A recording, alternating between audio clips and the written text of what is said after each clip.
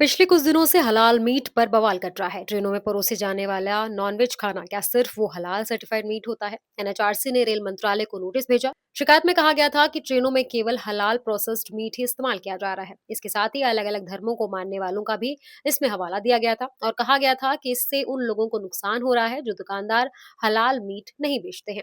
इस पर रेलवे प्रशासन को खुद सामने आकर सफाई देनी पड़ी।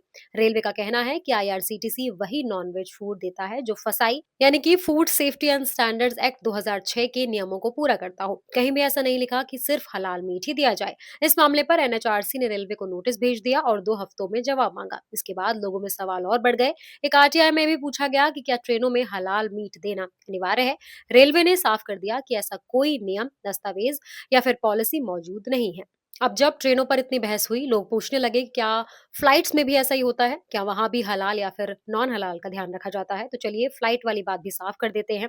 सोशल मीडिया पर यह भी खूब वायरल हुआ कि एयर इंडिया अब हलाल मीट नहीं देगी, लेकिन असल में एयर इंडिया ने एक साफ पॉलिसी जारी की है। हलाल सर्टिफाइड मीट अब सिर्फ इन रूट्स पर दिया जाएगा।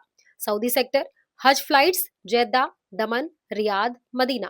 पहले इसे मुस्लिम मील कहा जाता था, पर विरोध के बाद अब इसका नाम बदलकर स्पेशल मील कर दिया गया है। लेकिन हाँ, ये मील हलाल सर्टिफाइड ही रहेगा। तो कुल मिलाकर बात यह है कि ट्रेन हो या फ्लाइट, हलाल या फिर नॉन हलाल का फैसला किसी धर्म के आधार पर नहीं बल्कि रूट, नियम और फसाई स्टैंडर्ड्स के हिसाब से होता है।